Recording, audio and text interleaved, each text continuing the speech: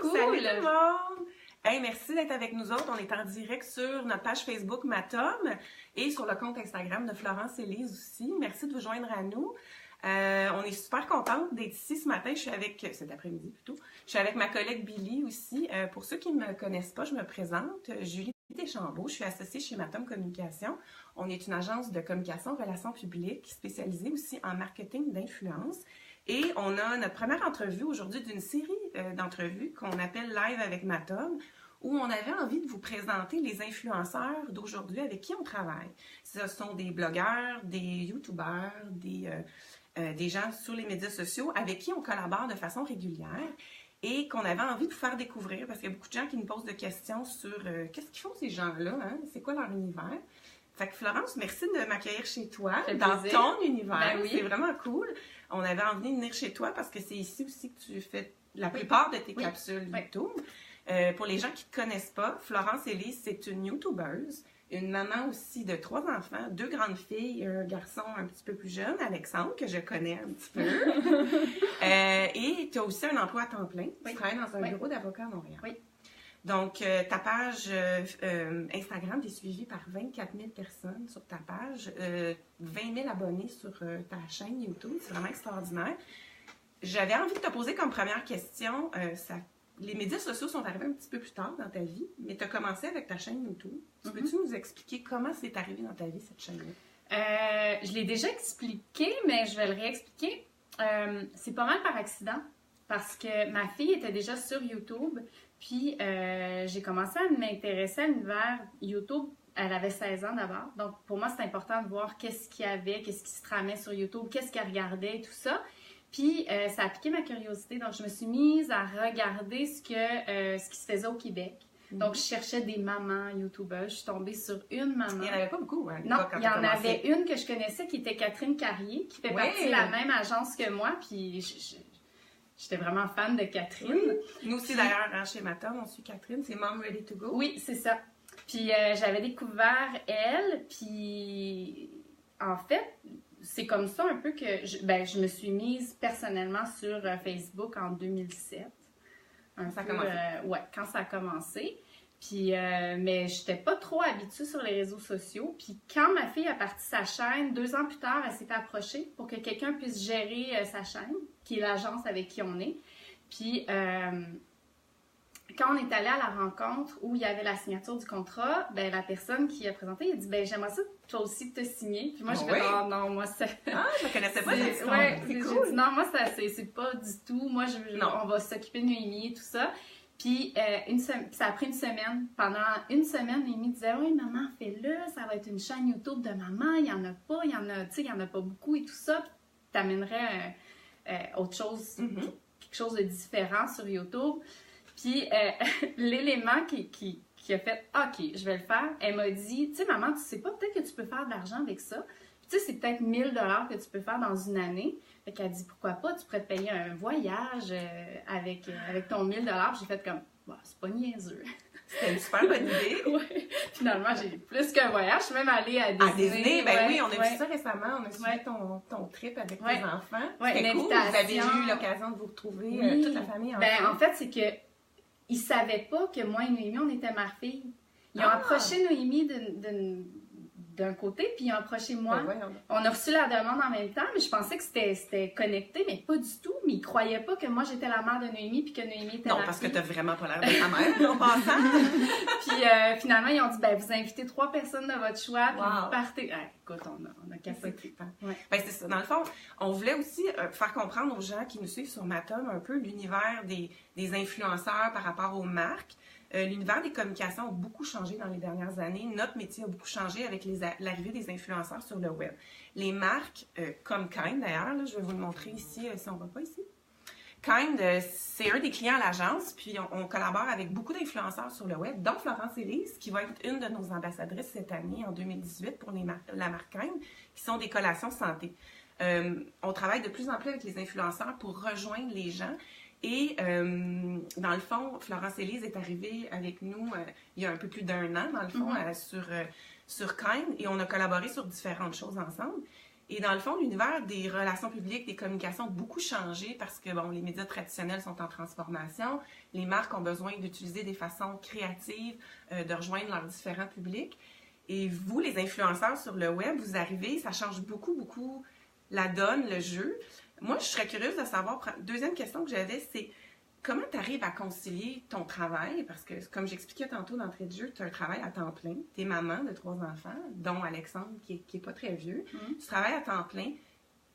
C'est quoi une journée type pour toi comme YouTubeuse pour arriver à faire tout ça? Ben moi, j'ai un truc que je dis à tout le monde qui est très drôle, c'est que j'habite en banlieue, sur la rive nord de Montréal, puis je travaille au centre-ville. Donc, j'ai 1h10 dans un train. Donc, mon 2 heures YouTube et les réseaux sociaux, parce qu'on s'entend qu'une collaboration, c'est pas juste de faire une capsule. Non, effectivement. Il y a beaucoup de travail en amont d'une collaboration, c'est-à-dire les échanges, la planification, les storyboards qu'il faut envoyer, l'approbation de tout ça, le contenu.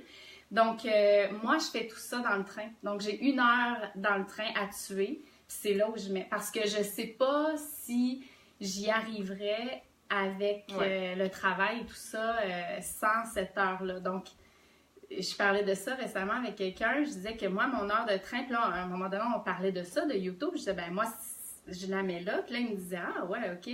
Puis on parlait de bouffe. Là, je disais, ben, je mange mon griot, je mange mes bars, moi, dans le train. Donc, je déjeune dans le train, je travaille dans le train. Fait qu'il dit, ben toi, finalement, là, c'est payant ton heure de train. C'est cool. Donc, ça ressemble à ça. Le matin, je m'installe, j'ai mon laptop. Je travaille sur mon montage, je travaille sur répondre à mes courriels.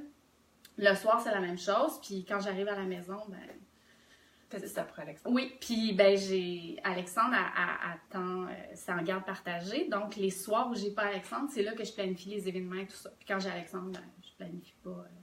à moins qu'il faut absolument pas que je manque un événement. Là, donc, j'essaie de concilier tout ça, mais ça se fait bien. Tu es de plus en plus suivi sur tes médias sociaux. Inévitablement, tu dois avoir de plus en plus de demandes de la part des marques. Comment tu fais pour naviguer à travers toutes ces offres-là? Est-ce que tu as une ligne éditoriale? Est-ce qu'il y a des choses que tu n'acceptes pas d'emblée? Ou en fait, on est encore un peu dans l'apprentissage de nous-mêmes puis des marques aussi.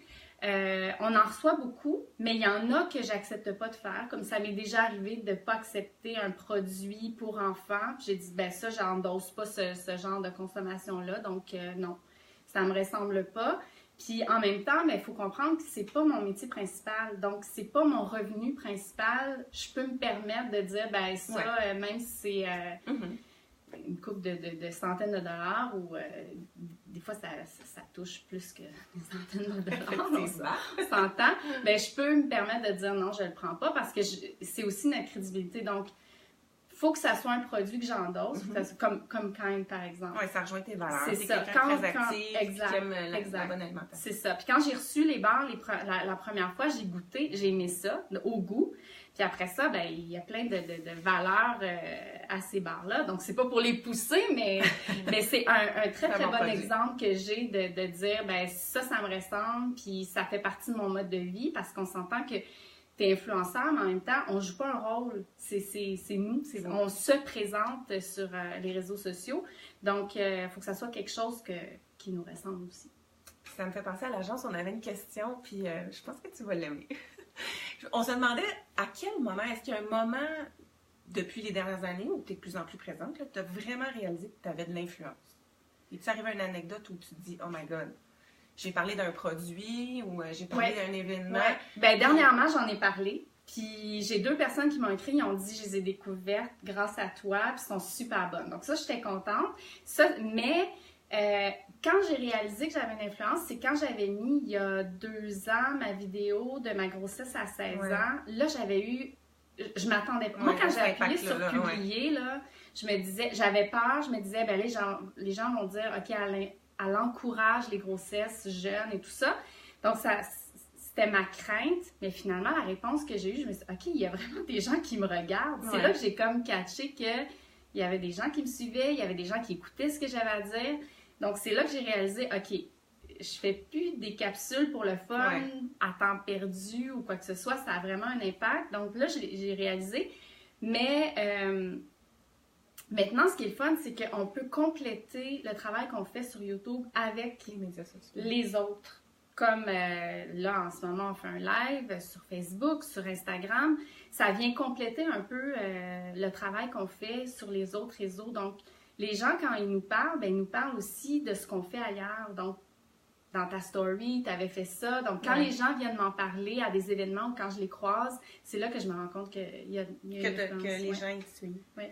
Dis-moi donc, c'est quoi, à ton avis, une collaboration réussie entre un influenceur puis une marque, par exemple? On parle de Kind en ce moment, mais tu as dû collaborer avec beaucoup de marques là, dernièrement. Est-ce que tu peux me dire pour toi, c'est quoi une collaboration réussie, justement? Ben, c'est quand on est capable de ne pas dénaturer l'influenceur. Quand on est capable de sentir que ce qu'il dit, il a envie de le dire, puis il le partage avec ses valeurs puis son cœur. Puis quand on est capable de rester dans la ligne directrice aussi de l'agence ou du produit, qui fait en sorte qu'on est capable de rejoindre les deux. Puis c'est pas encore pour pousser le produit, mais une des collaborations que je pousse souvent quand je fais, mettons, quelqu'un me dit, ben, as-tu un exemple de collaboration? C'est quand même celle que j'avais fait où je parlais pas nécessairement du produit, je parlais de qu'est-ce qui a fait que je me suis rendue à courir un demi-marathon. Puis les gens étaient intéressés de le savoir parce que j'avais souvent des réponses, mais comment t'as fait ton entraînement, puis tout ça. Puis dans la capsule, ben, je parle pas des produits, je fais tout simplement que les montrer, je les mange et tout ça. Donc les gens ont vu le produit, puis en même temps, ils ont écouté ce que j'avais à dire. Puis c'est une association qui se fait. Exactement. Fait que pour moi, là, c'est le meilleur exemple d'une collaboration. Ouais. Ben, à ce sujet-là, est-ce que tu as une ligne éditoriale au niveau du contenu que tu dis, moi, je parlerai jamais de ça sur mes médias sociaux, sur ma chaîne YouTube. Ça, ce sujet-là, j'entrerai jamais là-dedans. Ouf! Ben, il y a des sujets, oui. J'ai pas... Ben, ma ligne éditoriale, c'est moi. C'est mes passions, c'est la course, c'est les enfants, la famille, mais en même temps, je m'oublie pas en tant que personne, donc pas que je fais la promotion de moi nécessairement, mais je me rends compte que le plus beau commentaire que j'ai eu récemment, c'est une maman qui m'a dit « Enfin, une maman qu'on suit, puis qui n'est pas juste une maman. » Donc, ils sont capables de voir les deux côtés. Je ne suis pas juste en train de parler de mon épicerie ou ces trucs-là. Je me promouvois les choses que j'aime. Donc, c'est vraiment ça. C'est ma personnalité, en fait, que je montre, les intérêts et tout ça. C'était quoi la question? Attends, je pense qu'on va prendre une gorgée. Là, c'est le temps, on a la bouche sèche. En passant, on est en semaine de relâche, hein? Laurence, Élise et moi. On a plusieurs points en commun. Ouais. Les garçons vont à la même école, ouais. dans la même classe. Ouais. La tournade Alexandre et la tournade Raphaël. Oui. Je m'en suis rendu compte là, cette semaine que j'avais un petit gars. Ah. Avant ça, Alexandre est quand même assez... ouais, il est quand même assez calme. Moi, je les ai vus, les deux boys, à la journée du jour Ah 100. oui, ben c'est ça. C'est ça l'affaire. Je me suis rendu compte que... Moi, j'ai eu 2 filles avant. Fait ouais. Puis tu sais, c'est quand même assez calme. Puis Alexandre, jusqu'à maintenant, il gardait cette ligne assez... Mais cette semaine, oh mon Dieu, un petit gars, là, quand tout le monde dit « Petit gars, faut que ça bouge. » Ben là, je m'en rends compte. Mais on disait ça pourquoi? Ah oui, parce qu'on est dans la semaine de relâche. J'avais oublié la question. Oui, c'est ça. Mais ça pour dire qu'on jouait l'utile à l'agréable. Ouais. La question que j'avais, moi, c'était les médias sociaux sont constamment en évolution. Il y a eu beaucoup de changements dernièrement sur Facebook, sur Instagram. Avec le changement des algorithmes qu'il y a eu sur Facebook, c'est-à-dire que les pages auxquelles on est abonné, on voit de moins en moins ce contenu-là passer dans notre fil d'actualité. C'est de plus en plus difficile pour les entreprises, les marques, mais aussi pour vous, les influenceurs, d'aller vers votre communauté pour passer votre message. Comment toi, tu vois ça? J'aurais aimé ça t'entendre là-dessus. Le contenu, est-ce que tu arrives avec du contenu différent? Comment tu t'y Ben oui, je pense que là, on est en... Parce que depuis le début 2018, on s'est rendu compte que tout avait changé. Ouais. On perd beaucoup d'abonnés, puis... Moi, Puis là, à un moment donné, je me suis dit, OK, les gens s'intéressent plus à moi. Ouais. Là, je me suis mis à poser des questions en disant, ah non, moi aussi, c'est difficile. Soit ça stagne, ou soit ils descendent, ou ils ont une explosion incroyable. Donc, c'est vraiment Là, on est en train de s'ajuster dans le sens que, on dit qu'il faut rester authentique et tout ça, mais avant, mettons, sur Instagram, je pouvais poster peut-être une photo aux 4 jours, même des fois, une fois par semaine. Là, j'ai pas le choix. Faut que ça soit tous les jours. Puis, il faut garder notre communauté comme là. Exactement. qui nous oublient pas parce que justement, parce que l'algorithme change, puis ils font comme, tu sais, on va attendre ça un peu, ben, faut donc, plus de contenu, du contenu peut-être rentrer un petit peu plus dans les détails, plus d'authenticité, pas parce qu'on n'en a pas. Oui, exactement. Mais ma question tantôt, y a-tu des sujets que tu veux parler? C'est ça. Ben, ma vie amoureuse, j'en parle pas. Ouais, je sais, parce qu'à un moment donné, on a vu un post de Florence Élise qui tenait la main de quelqu'un, puis on savait pas c'était qui la main. Hein? Ouais. On le saura toujours pas? Ben, je sais pas. On va t'avoir un scoop aujourd'hui, là. Non? Oui, j'ai quelqu'un dans ma vie, là, mais ouais, c'est ça. Bon, puis à part ta vie amoureuse, est-ce qu'il y a des choses dans ton intimité avec Alexandre, dans ta vie privée, que tu veux parler? Ben, il y a des sujets qui sont tabous, puis que je me rends compte que dès que... Tu sais, je parlerai pas de... L'allaitement, je trouve ça difficile. Oui, hein, l'allaitement, c'est un sujet tabou. Ouais, l'allaitement... D'ailleurs, je voulais te poser la question. Biberon ou allaitement, Florence? Allaitement. Oui, c'est ça. On va partir de polémique, en fait, on peut juger n'importe qui sur n'importe quel sujet. Fait surtout sur les médias sociaux aujourd'hui. Oui. On peut créer des polémiques assez facilement. C'est facile. Fait que, non, des sujets tabous, j'oserais pas, surtout dans mes capsules, des capsules d'opinion, je me tiens loin de ça parce que justement... Puis il y en a qui vont le faire parce qu'ils se disent, on s'en fout, en autant qu'on est vu, mais c'est pas ça le but. Moi, je veux, pas que je veux absolument plaire à ma communauté, mais il y a des sujets. Mais dans ma vie personnelle, non, je parlerai pas de ma vie amoureuse, j'expose pas trop, là. Puis Alexandre, tu m'avais raconté une fois comment il est arrivé dans tes capsules YouTube, j'ai trouvé ça super drôle. Tu m'avais pas conté que tu faisais une capsule dans la salle de bain, tu montrais quelque chose, puis là, Alexandre est arrivé, puis... En fait, c'était une de mes premières capsules, je savais même pas que j'avais une influence, puis j'ai dit, on va faire comme les autres font, on va présenter des produits qu'on aime, puis des coups de cœur, puis honnêtement, j'étais assise à côté, là, puis j'avais l'impression que c'était une autre personne, puis je sais pas comment c'est arrivé, je sais pas si... Il est tombé dedans quand il était jeune, mais il y avait une aisance devant la caméra. Puis c'était dans la salle de bain. Oui, puis il faisait pas quelque chose. Oui. C'est parce que l'éclairage était encore mieux dans la salle de bain. J'ai testé toutes les pièces. C'était dans la salle de bain que la lumière était le mieux. Puis l'éclairage, la lumière était le mieux, puis le son était le mieux. Donc je me suis dit, OK, on va s'installer ici. Oui, c'est une salle de bain, mais... Puis il est allé faire caca en plein milieu de la capsule. Fait que j'ai appelé ça les vidéos qui sentent le caca. On les filme toujours dans la salle. Là, ça fait longtemps que j'en ai pas fait, mais... On est dû pour... on est dû pour une vidéo qui sent le caca. J'avais une dernière petite question, puis après ça, on pourrait peut-être prendre des questions sur Instagram, Facebook, si vous en avez pour Florence Élise. Comment tu t'entrevois ton rôle d'influenceur dans les 2 prochaines années? Est-ce que tu as des projets qui s'en viennent? Puis dont tu veux Oui, il y a un projet qui s'en vient. On a découvert récemment que tu avais une passion pour la photo aussi, d'ailleurs. Ah ouais, mais ça, c'est... Ils sont vraiment Je peux pas ajouter, là. J'ai assez de... Mais oui, j'ai toujours aimé la photo, mais là, je suis avec quelqu'un qui est photographe professionnel. Fait que ça aide un peu, ça vient un peu... ce que j'aimerais, c'est vraiment pousser plus loin la vidéo. M'amener plus loin aussi, découvrir, mais... dans mon œil à moi, comme j'ai jamais vraiment voyagé. Jamais allée en Europe, jamais... donc, moi, je suis tombée... Avis aux agences de voyage, si Florence Élise aimerait voyager. Jamais allée en Europe. Puis, c'est ça, j'aimerais ça, parce que je suis tombée dans la maternité assez jeune, puis les études, puis après ça, le travail. Donc, j'ai pas eu la chance de me lâcher lousse à ce niveau-là, puis de dire, OK, je pars en Europe pendant... 3 semaines, je m'en vais. Fait que ça, j'aimerais ça. J'aimerais ça comme, pas de faire des capsules voyage, mais peut-être mes découvertes. Découvrir le monde. D'autres capsules. Je veux pas nécessairement... J'aime le vlog, mais je me suis rendu compte récemment que j'aime le vlog, mais je suis tannée de vlogger dans mon quotidien.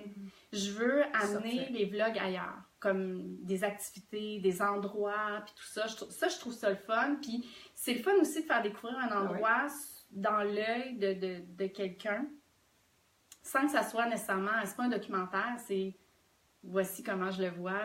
Puis en même temps, la communauté, ils me connaissent, ils savent qu'il y a des choses que j'aime. Donc Ouais, c'est ça que je veux. Est-ce que tu deviendrais influenceur à temps plein? Est-ce que tu voudrais en vivre? Ça, là, c'est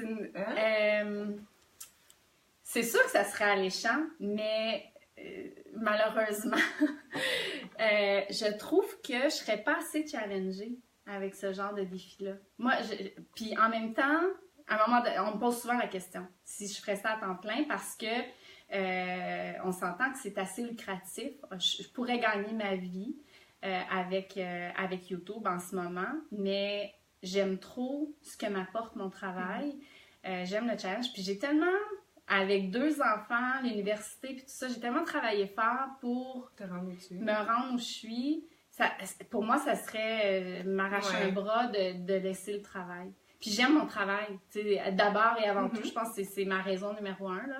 J'aime mon travail, mais ça me sort de la routine des réseaux sociaux. Ça me sort de mon 9 à 5, arriver à la maison, préparer le souper, puis je suis pas comme ça. Comme beaucoup de gens, je pense. Ouais, ben c'est ça. Fait que ça me sort de mon quotidien. Cool. Hey, merci Florence. Ça me fait plaisir. Super fine de nous accueillir chez toi. Est-ce qu'il y en a qui ont des questions sur ton compte Instagram? Comptes-tu avoir un autre enfant? Mais là, la question, c'est, elle ne nous a pas parlé de son amoureux. Peut-être que la réponse, c'est oui. Hein, non. 2 belles femmes. Oh, ben, c'est donc bien gentil. Camille Bergeron, 51. Non, je compte pas avoir d'autres enfants, puis lui non plus. Ah. Fait que non, c'est la question est réglée. Puis en même temps, je pense que j'ai assez... j'ai contribué au taux de natalité au Québec. Avec 3 enfants. Noémie a quel âge? Noémie a 21. Joanie a 25. Puis Alexandre a 5. 5? Oui, il va avoir 6 ans là, dans quelques semaines. Quelques jours, finalement. Oui. Fait que non, c'est réglé. Là, je voyage. Je veux faire d'autres choses. C'est quoi tes projets pour la semaine de relâche? J'ai fait beaucoup de bouffe. si vous êtes abonné à mon Instagram, vous avez vu que j'ai fait beaucoup de bouffe. Puis il y en a d'autres photos qui s'en viennent. Je peux pas vous bombarder, mais de la bouffe. Juste rester à la maison, la routine. J'ai lavé mes rideaux. Quel beau projet! Ben oui, mais c'est le fun. Honnêtement, je lavais mes rideaux puis j'étais contente. J'ai jamais eu le temps de faire ça. Puis c'est ça. Voilà. Hey, cool! As-tu d'autres questions avant qu'on parte? Oui, j'avais une question ici. J'ai mal vu le nom, mais c'était as-tu des conseils pour les jeunes YouTubers? Oui, c'est vrai, c'est une bonne question. Ça, c'est une question difficile. Je l'avais au début, puis je disais, ben reste authentique, reste toi-même, mais c'est ça aussi la ligne directrice de YouTube. En fait, c'est partager du contenu qui va se démarquer des autres. T'sais, on s'entend que faire de la beauté, c'est une chose, mais... Je pense que ça passe par la personnalité de la personne qui va transmettre puis pas essayer de regarder les autres. Oui, regarder les autres pour s'inspirer, mais s'inspirer sur des choses qu'on n'aime pas. Pas juste de s'inspirer, de dire « Ah, elle fait du maquillage, je vais faire du maquillage, même si je connais pas... Mais c'est peut-être s'entourer aussi de personnes autour de nous qui connaissent cet univers-là, là, parce que quand t'es jeune aussi, tu peux partir dans une direction, puis si t'es pas bien entouré... ça peut peut-être vite déraper. Ouais, c'est difficile à répondre parce que surtout en 2018, là, même que nous, on veut se renouveler, on veut continuer puis rester quand même. Fait que quand on arrive là, dans ce monde-là, puis il y en a de plus en plus, peut-être juste d'abord et avant tout de s'entourer de YouTubers. Oui, c'est ça. Ouais. Il y a plusieurs, il y a des communautés qui sont comme chez Goji d'ailleurs. Vous êtes plusieurs YouTubers. On est plusieurs. Il y a même il y a YouTube Montréal qui est pas mal anglophone, mais qui a une section aussi, ça regroupe des YouTubers, peu importe le nombre d'abonnés que tu as, c'est... Une communauté. Oui, puis il y a des événements, puis il y a des ateliers, des trucs comme ça aussi, des journées thématiques. Il y a Casey là, qui s'en vient. Oui, effectivement. Ouais. Cool. Une autre question assez intéressante, quel pays t'aimerais visiter? J'aimerais ça voir la France, parce que, bon, c'est un intérêt personnel, là. Mais... son chum est peut-être français! Ouais. Hey, je vais finir par le savoir! Qui est là, on sait que c'est un Français, un photographe. Oui. Mais il faudrait taper ça sur Internet. Moi, j'aimerais ça voir la France. Il y a des projets, justement, dans l'air pour ça. L'Italie. J'ai toujours rêvé d'aller en Italie. Tu devrais. Ouais. Moi, je sais. Aller prendre une coupe de livres là-bas là, pour revenir puis m'inscrire à un marathon. Oui. Hey, d'ailleurs, je me commets là, live sur Facebook, sur Instagram. C'est vrai. Moi, je veux faire c'est pas le demi, là. OK. Mais c'est le 10. Tu avais fait le 10, Ouais, l'année passée au fait le 10, marathon. ouais. Bon, on va farmer l'équipe quand même, OK. puis je vais faire le 10 avec vous. Parfait. Cool. Là, je vais arrêter de boire du vin. Non, faut que tu continues. Faut que tu continues. Ouais. Moi, je me donne pas cette rigueur-là. On ira courir, là, Ouais. quand ça va dégeler dans l'eau. Ouais. Déjà. Ouais.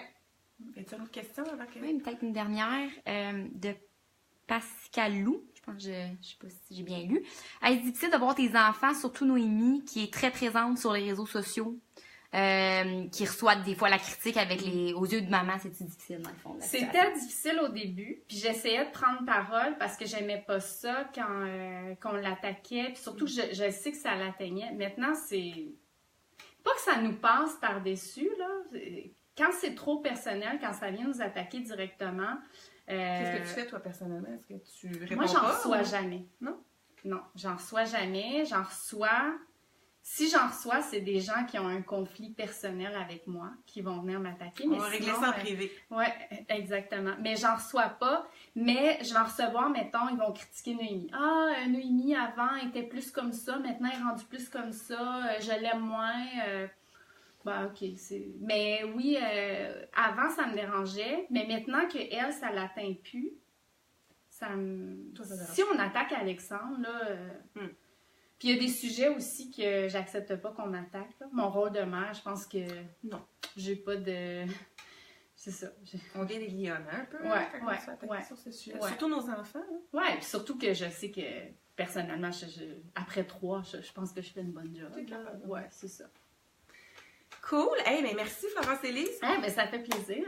L'entrevue va être enregistrée sur notre page Facebook, Instagram aussi. Oui, oui. Vous allez pouvoir la révisionner si vous n'avez pas eu la chance de nous entendre. Puis on va revenir dans quelques semaines aussi avec d'autres entrevues, live avec Matom, avec d'autres influenceurs. On a hâte de vous les présenter. Cool. Hey, merci. Bonne relâche tout le monde. Bye. Ciao.